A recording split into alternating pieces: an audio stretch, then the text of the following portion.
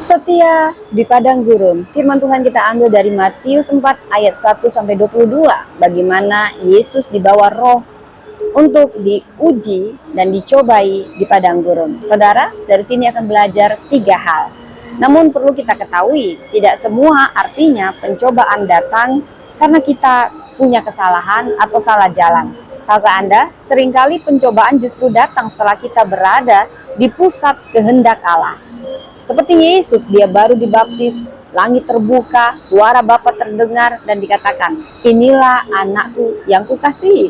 Namun tiba-tiba langkah berikutnya bukan panggung pelayanan yang Yesus dapatkan, justru padang gurun di mana Yesus dicobai. Saudara, dari Matius 4 ini mengajarkan siapa yang diurapi Allah akan diuji kesetiaannya. Sekali lagi, siapa yang diurapi Allah akan diuji kesetiaannya.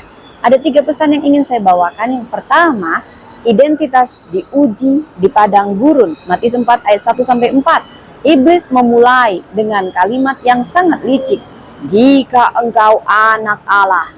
Padahal identitas Yesus sudah ditegaskan oleh Bapa. Pencobaan pertama bukan tentang roti, tetapi tentang identitas.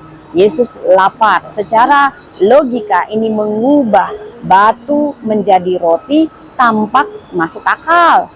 Saudara, namun Yesus menolak menggunakan kuasa ilahi untuk memuaskan kebutuhan pribadi. Saudara, Yesus merespon, manusia hidup bukan dari roti saja, tetapi dari setiap firman. Iblis menyerang identitas sebelum dia menyerang tindakan. Dan ini sama seperti ponsel yang tanpa sinyal. Secanggih apapun ponsel ini tidak berguna tanpa koneksi. Demikian pula manusia, sehebat apapun tanpa firman Allah, kita akan kehilangan arah hidup. Jadi jangan pernah mengorbankan kebenaran demi kebutuhan sesaat. Jangan mendefinisikan diri dari situasi, tapi dari suara Allah. Dan yang kedua, iman bukan manipulasi Tuhan. Matius 4 ayat 5-7. Iblis kini mengutip Mazmur 91. Firman dipakai, tapi tanpa ketaatan dan kerendahan hati. Yesus ditantang untuk membuktikan bahwa Allah setia, namun iman sejati tidak memaksa Allah, tidak memamerkan diri, tidak mencari sensasi. Janganlah engkau mencobai Tuhan Allahmu. Iman sejati taat tanpa menuntut bukti. Seperti seorang anak yang percaya pada ayahnya yang akan melompat ke jalan untuk membuktikan. Dia tidak perlu membuktikan, ayahnya tidak perlu membuktikan dengan melompat ke jalan bahwasanya dia dikasihi oleh ayahnya. Karena anak ini taat dan dia percaya. Saudara, jangan memakai doa sebagai alat untuk menekan, terutama menekan Tuhan. Ketaatan itu lebih berharga daripada sensasi rohani. Yang ketiga, kerajaan Allah tanpa kompromi. Kerajaan Allah tanpa kompromi. Pencobaan terakhir adalah puncaknya. Kekuasaan tanpa salib, kemuliaan tanpa penderitaan, kerajaan tanpa ketaatan.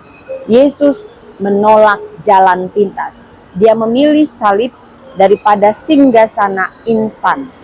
Engkau harus menyembah Tuhan Allahmu dan hanya kepada Dia sajalah engkau berbakti. Apapun yang kita dapatkan dengan kompromi akhirnya akan memperbudak kita, saudara. Seperti bangunan tanpa pondasi mungkin cepat berdiri, tapi juga cepat runtuh. Saudara, kerajaan Allah dibangun perlahan namun kokoh karena berdiri di atas ketaatan. Maka kita perlu jangan menukar integritas dengan keberhasilan instan. Setia pada proses meski jalannya panjang. Saudara, dari Yesus kita belajar bagaimana transisi dari padang gurun kepada panggilan. Matius 4 ayat 17-22. Yesus yang menang di padang gurun mulai memberitakan kerajaan Allah, memanggil murid-murid, menariknya. Ia tidak memanggil orang yang sempurna, tetapi nelayan biasa. Yesus tidak memanggil yang siap, dia mempersiapkan yang dipanggil. Dari Matius 4 ini mengajarkan satu kebenaran besar. Kesetiaan di padang gurun menentukan otoritas dalam pelayanan. Saya ulang, kesetiaan di padang gurun menentukan otoritas pelayanan. Saudara, Yesus menang bukan karena dia kuat, tapi karena dia taat. Jika hari ini Anda sedang lapar secara rohani, diuji identitasnya, tergoda mengambil jalan pintas, ingatlah pesan Tuhan. Padang gurun bukan akhir cerita, tapi tempat pembentukan. Maka mari kita sama-sama mendeklarasikan di dalam nama Yesus, saya memilih taat, bukan tergesa-gesa. Saya memilih firman Tuhan, bukan kompromi. Saya memilih kerajaan Allah, bukan jalan pintas dunia. Demikian firman Tuhan yang singkat hari ini. Selamat hari Minggu, Tuhan memberkati.